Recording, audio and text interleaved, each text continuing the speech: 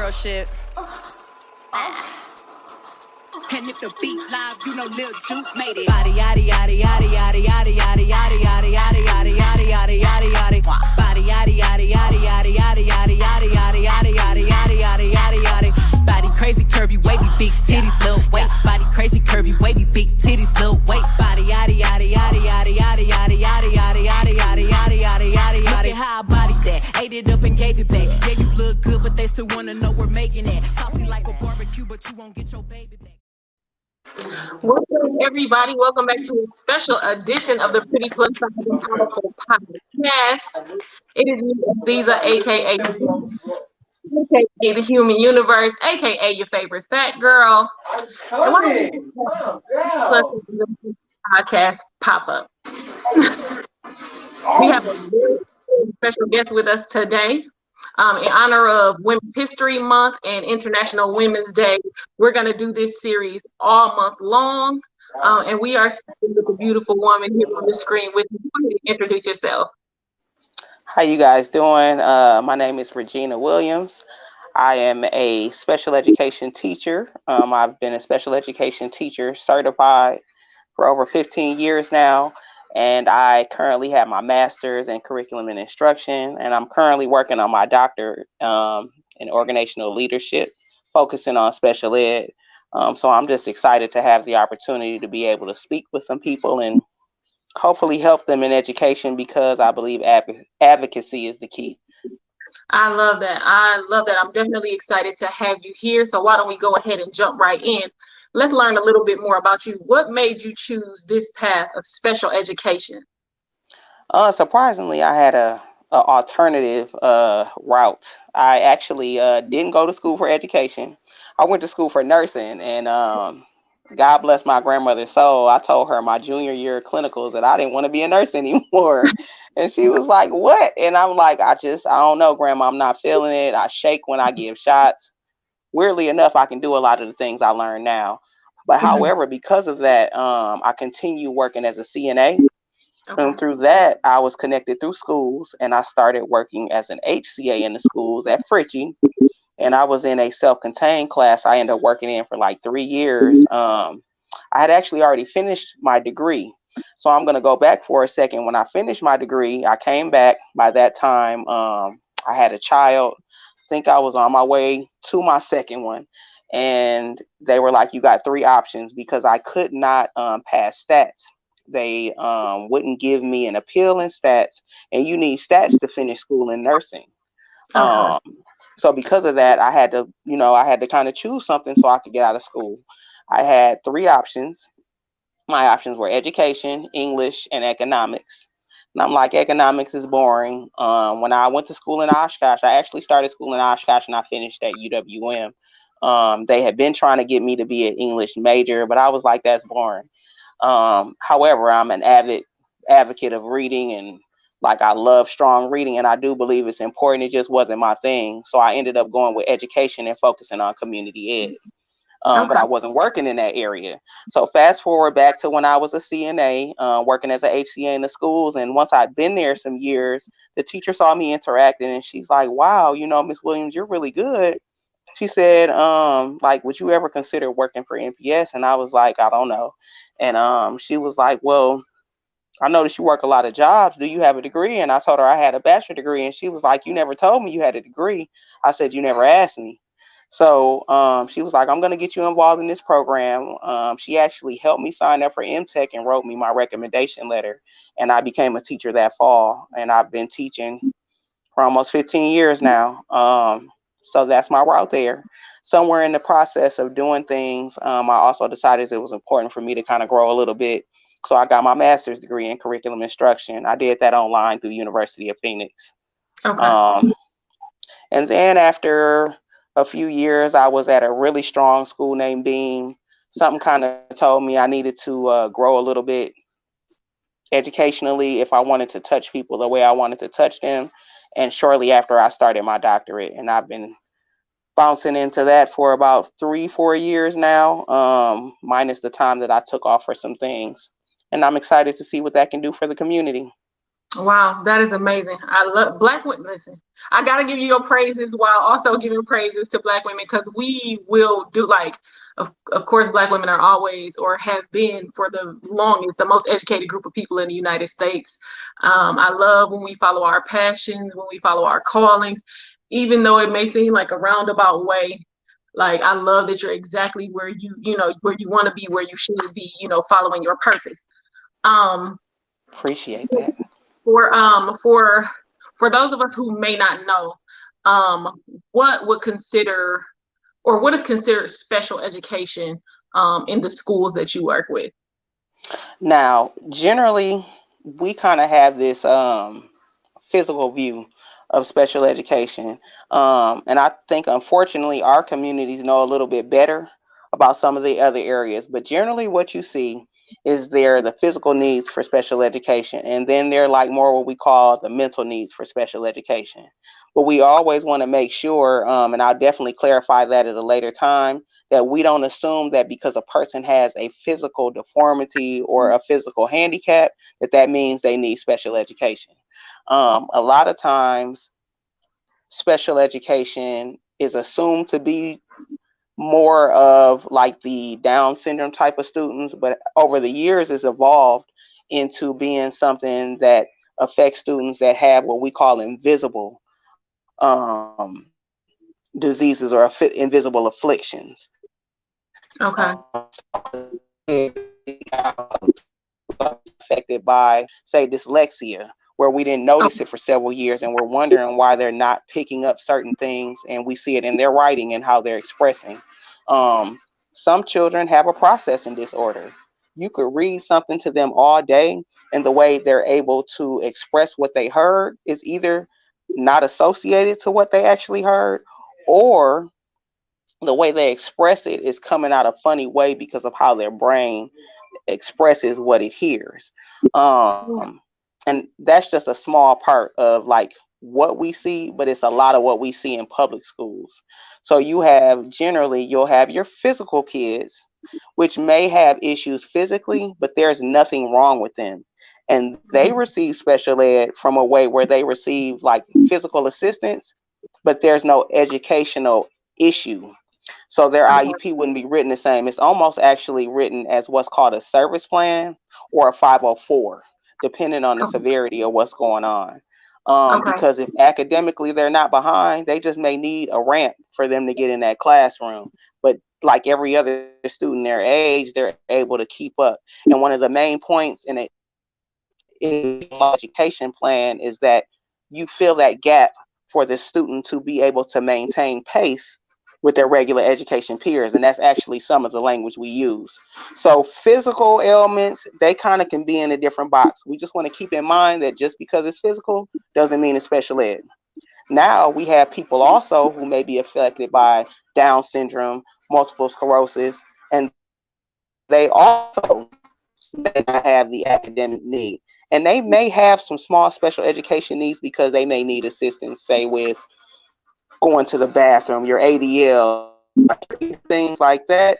But it wouldn't directly be the special education that we're thinking of with an IEP. It comes more under the umbrella of IDEA, which is another Okay. thing we can talk about as well as a later time. Because a lot of people don't realize some of the things that IDEA identifies as special education or needs that a student has, and IEP does not count on those things. And really only about 7 to 8 areas that individualized education plans actually apply to. And when I say that, I refer to that, or you commonly hear as an IEP, the document and the services that students receive in school that assist them with that gap or keeps them from the regular education peers. So, for instance, you have a student who is in the 8th grade but reads on the 3rd grade level. They Mm-hmm. don't always automatically, well, let's put it this way, no, they don't automatically get an IEP. Someone have to say, hey, we're noticing that this child is really behind. And the main thing is that the family almost has to be on board with this. And that's where the line becomes with the services that we provide to have these saying, hey, can we monitor this student? Can we even offer assistance to this student? Then there's really nothing we can do. They're just a student that may either get held back or may fall in the cracks or find a way to modify and get it. But a gap does not automatically mean a student will get an IEP because number one, someone has to step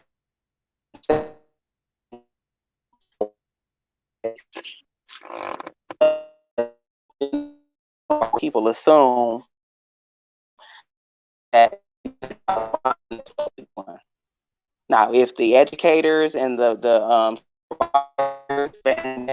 all the people in place that support, if they're paying attention to the progress of this child, then yes, hopefully someone will have the know with all to get it started, but it's not a guarantee. It's not a guarantee. I know that answer went a little bit long, but does that kind of give you an idea of the gamut Yes. of what like IEPs can cover? Yes, yes, and I apologize if it's breaking up just a little bit. So we definitely I definitely want to invite you back. Not that we're going to end it now, but I definitely Sure. want to invite you back. No, I can tell right now that there is so much information that we need to get out there. So outside of one of these quick pop-ins, I definitely want to invite you right now onto one of the longer episodes that we do on Saturday morning. So we'll Never a definitely link them. problem. So how do you see that a lot of, or do you see that a lot of our children, meaning Black children, are affected by I don't even know if it's affected. Are they a part of the special education program at like It's a twofold. I'm gonna tell you this. This is a debate that I deal with a lot. I think and sometimes it's a double-edged sword because yes, we see a lot of our babies, but on the other end, when you work in a school that only has a majority of our children, you know, it's kind of like what else are you gonna see? But I will plant this seed, and I will tell you I'm a bit of a conspiracy theorist, and I will tell you that one thing I do notice is the difference in the way services are rendered between our children and other communities. And I'll say this. You come in an inner city school, and a majority of the children receiving special education services are from processing disorders, hyperactivity, some may be a cognitive disability, which is now called an ID, which used to be called CD, which was previously called MR, which was mental retardation, which is basically saying a lot of the areas are really low. You see a lot more of that in the inner city. When you go to suburban schools, a lot of what I see for students receiving a heavier part of their services are those students who have like MS and also have processing issues. Them students who have Down syndrome and need somebody to assist. Those students who have like major like manic breakdowns and possibly are standing in classrooms and tearing off their clothes. I think I see a difference in that in suburban schools. And to be very honest, with the services that they receive, they make sure those students receive what I call the limousine of services. If they have a therapist, they're going to use each and every piece of that school's funding to make sure that kid gets connection between that therapist. If they tell them they need a special kind of seat or a certain kind of room, you're going to see those rooms in some of those systems that are outside the public school systems, like those sensory rooms. The rooms, I've seen rooms where kids can just go in there and swing if that's what keeps them from having a breakdown. And in some cases, it's needed because I will say I do see a different balance of autism. That is an area I think on both ends that we do need more research on, especially when it comes to differences in color. And I will stop and say that one of the issues that I'm having, on a side note, my doctorate is going to be on how we service Black fathers in the school. Not directly connected with special education, but one difficulty that I find when I'm looking for information is that some people just don't include African Americans in their studies. And when they do, they've been doing it at such a low rate that they either say that we're insignificant to the research, or they say that it's just not enough to make a clear statement about this population. And that's one of the reasons that I'm looking to do the research that I'm doing, because a lot of times we kind of get scooped into an odd ball when it comes into research, and they make assumptions off of us, off of smaller areas that I really think that we should. So going back to the services that we see, I hate to say it, a lot more of what we see from my experience has been more behavior based in the inner city versus in like Brown Deer, even some of the positions I've seen that have been out at the mental complex. Um, so it definitely needs to be a discussion about that. I definitely think some of these afflictions, because we definitely don't want to say that the student has this, we want to say they're affected by this. Because number one, that helps us get the stigma away. We definitely have to learn to support a little bit more and get some of the black marks off of dealing with our mental health issues, which is an issue with us. And I think we also have to deal with that too. Um, but one thing that I do notice is that we have to help our kids understand that they have more willpower than they think they do. I Yes. will honestly say I'm not a advocate for medicine, but I believe that if it's needed, you use it and you do it the right way. And as a parent as well, we have to learn to not just take what's given to us.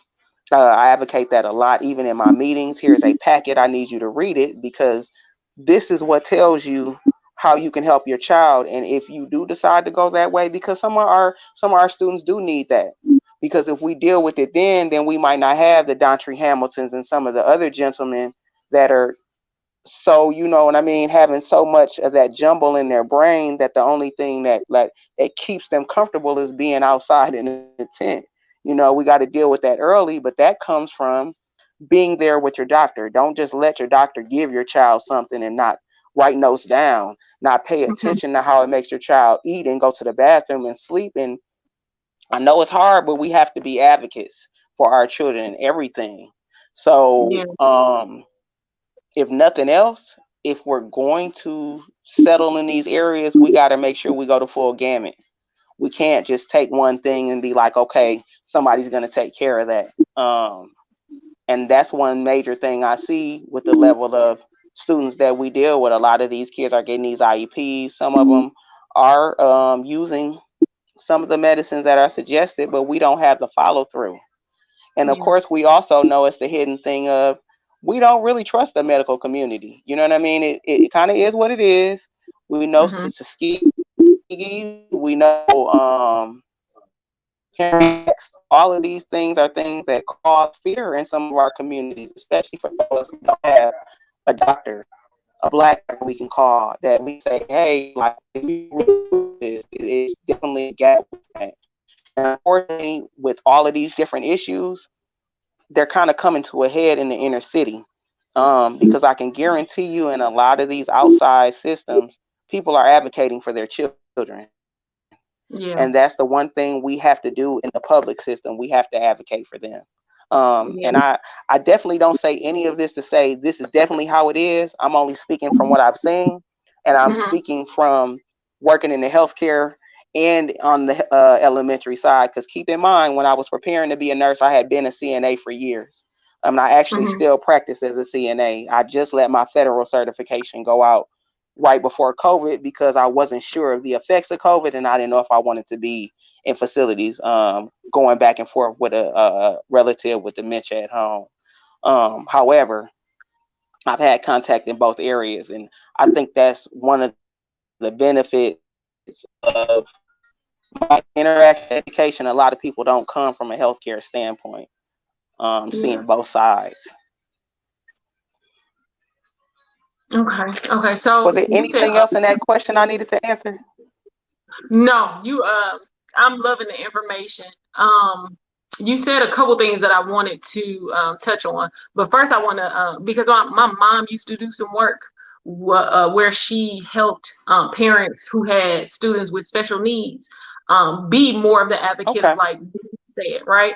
I remember, and I'm of course giving no names or anything like that. I remember there was a deaf young man who was being put into special education, but it was more so they were trying to put him in with students who may have had cognitive disorders or things like that, when that's not what he needed. What he needed really was like an interpreter or a signer or something Yep. like that. And I remember, like, and from my personal experience, or not my personal experience, but from just my observation, when I got to college, anytime that there was a deaf student, there was always a signer in the classroom. And I had never seen that before, because anybody who had a hearing aid, any blind students, they were almost always funneled into the same type of situation where they weren't getting the education that they should have been getting because of a physical affliction. Yep.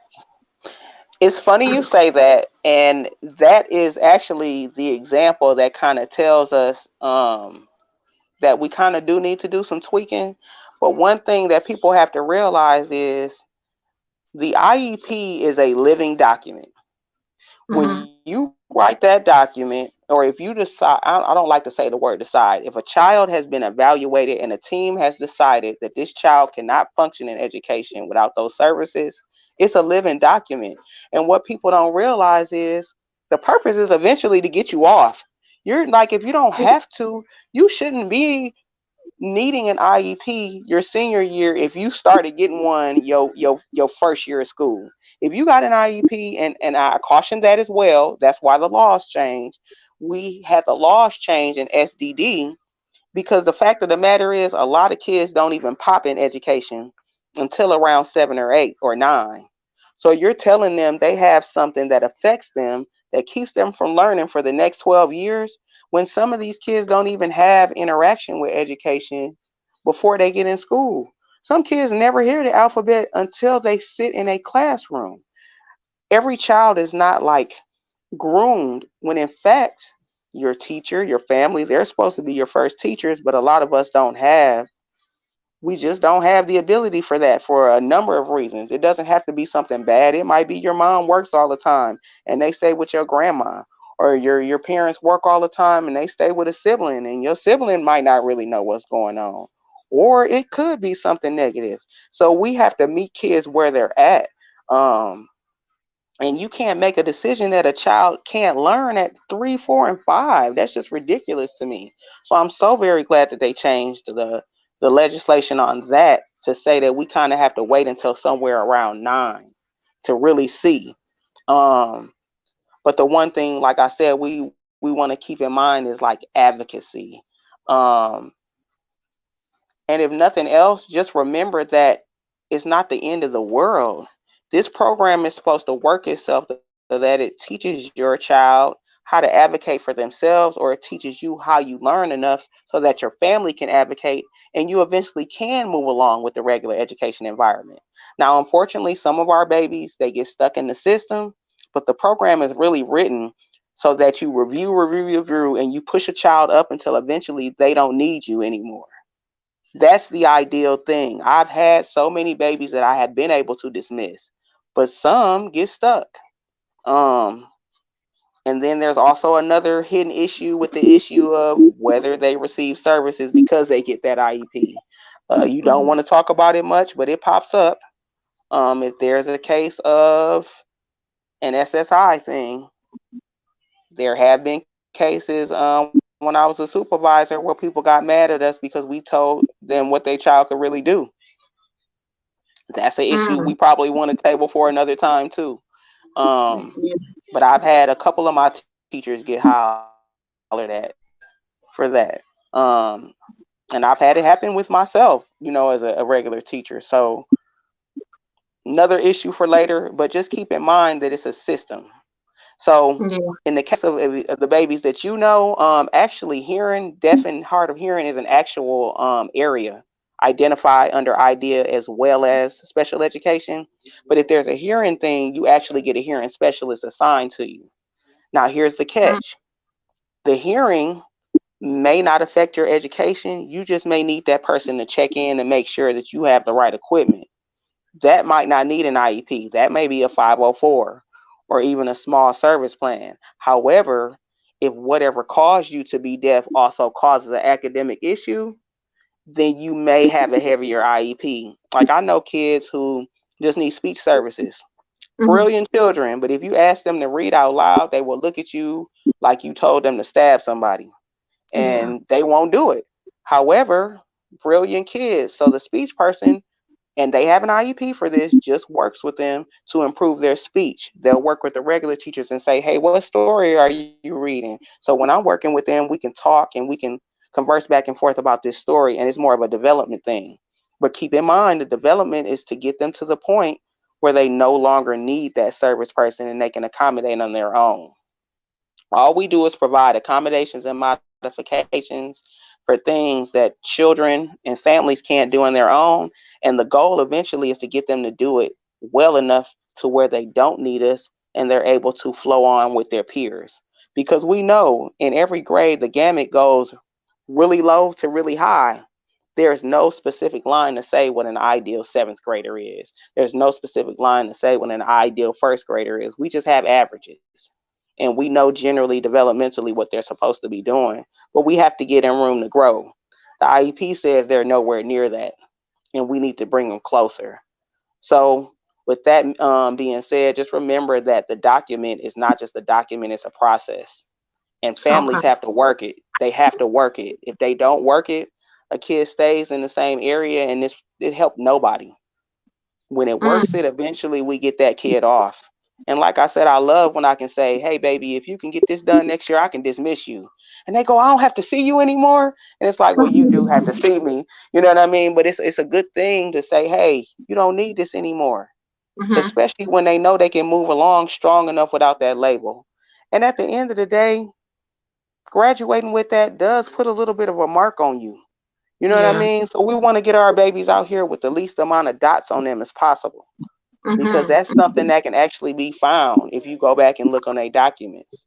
Wow.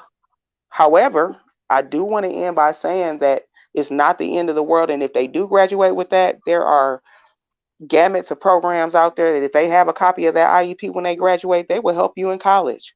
When I was in Mhm. Oshkosh, they had a wonderful program that if you had a copy of the IEP, they would support you. It was almost like an extended special ed. And I get several requests from parents to get copies of those once their children graduate. So it's not the Wow. end of the world. It's just a process of a way to support you, and it identifies that you do have an issue with something, but you're still able to get to where you need to be. Wow. That is, I mean, that's some information that I don't know. I don't think a lot of people know at all. I have a family member who maybe just recently graduated from high school, maybe 1 or 2 years ago. And I mean, it was almost like, I think we think, okay, push him into the workforce because, we need to find him a job that, he'll be able to perform, because of course we think college is not an option when, you know, it, never really thinking like, no, it For actually, some, it is. yeah. So that's definitely something that is the advocacy part. We definitely need that because I don't think a lot of people know that at all. Um, can you because we hear a lot about autism, and I don't know if Yes. a lot of people really understand what autism is. For our last question, unfortunately, because we're coming close to the end of the time, can you talk a little bit about autism and what that is and how it affects people and the range in which it affects people? The range is very wide for autism. Autism is so loosely defined that sometimes you don't even really know. Unfortunately, we only have the examples of people from like the movie Rain Man. I might be dating myself when I say that. Or when you have those extremes of people that can do art but can't be touched and have extreme sensitivities to like sensations. But that's not the only thing. There are so many things that kind of identify autism now. Some of it goes through dietary standards. Some of it goes through something that may have affected them chemically. So it's really something that you got to be like diagnosed with a doctor. You can't say, "Oh, I assume that's what it is." I would extensively work with your doctor because it's really not like a one thing, but there are specialists that I work with that are good at what they do. And I'm definitely not a specialist, But if you have an idea, I would definitely start with going to like some of the autism societies and working with them, and then partnering with schools, because so little is known that some people misidentify. And that's kind of when we go back to the beginning of the conversation, really being able to advocate and say, like, what's going on with my child? Keep notes before you even step over into that area, because it could be autism, it could be something else. But some Mm-hmm. people have been identified with autism and didn't, or haven't been identified with autism and didn't know it. And they were under something else all of that time. So the biggest thing is really paying attention to your child and knowing what you want to be looked at when you go to someone, and looking up information yourself. And All I'm right. sorry that's not a clear question, but autism, it's a very strong area, and I don't Okay. want to misspeak on it, but it's so many different things. Okay. Okay. So if you want to share your information on how people can follow you, if you have advocacy programs that people can join, any type of resources or Yes. anything, or all of that information, you can go ahead and share that now. If you have any extra questions, I definitely, if I don't know, I'm okay with saying I don't know this. I can refer you to someone else. 'Cause I have a lot of partnerships with people that are phenomenal. My email is rwilliams@mascience.org, or at Michaela, Mekaila, Michael, Michael, at gmail.com. I'm on Facebook. My name on Facebook is RD Williams. It is like a cartoon with a woman standing with a young man and a young lady. I don't have Instagram yet. My daughter's on me about that. That'll probably come soon. Definitely, as I work on this doctorate and get it done, I need to open platforms up. And if you have any other questions, please ask. Try the autism societies, any autism societies. If you have questions, try NAMI. If you think that you deal with any type of questions, mental health wise, try NAMI. There are loads of people. I've gone to those meetings. Those meetings are awesome, and they're very supportive. They even talk about like the ins and outs of how medicines affect your body. Even adults going in and saying, hey, my stomach hurts because of this, I don't recommend this. Mm-hmm. There's also a Black Mental Health Society that used to meet on Wisconsin. I'll try to narrow that down because I have a connection with the mental health department that might be able to give me that information. But please, please, if nothing else, if you have a question or you feel you're being affected, ask somebody something. Don't just wait, because we kind of gotta so many resources out now. We have people to talk to. If that's your issue, at least talk to someone. Even if you don't jump into the medicine game, just start by talking. And thank you guys for having me. Thank you for coming on. We will definitely have you back. I know there is so much more that we need to touch on. We're gonna. I have so many more questions. It's just that we're out of time right now. If you please share this video when you see it. Get this information out there. Leave if you have questions that you want to leave with us, and then have us forward them to Regina. We definitely are willing to do that for you. Thank you again. Thank you so much for joining us today. We will definitely see you. Thank you all for tuning in. Happy International Women's Day. And I cannot leave you all without telling you to follow us on all of the things. Visit our website at www.prettypluspower.com. Follow our Facebook page at Pretty Plus Size and Powerful. Join the group Pretty Plus Size and Powerful with group at the end. Follow us on Instagram at Pretty Plus Power. If you want to follow me personally, I'm Zebo_P3 on everything. You can probably find me anywhere on social media. And of course, right here on Facebook, I am Aziza Courtney. Thank you all. Have a great rest of your night and continue making history. Bye.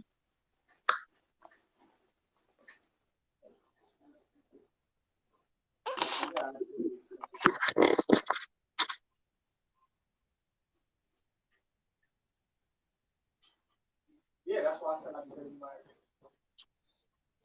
come back.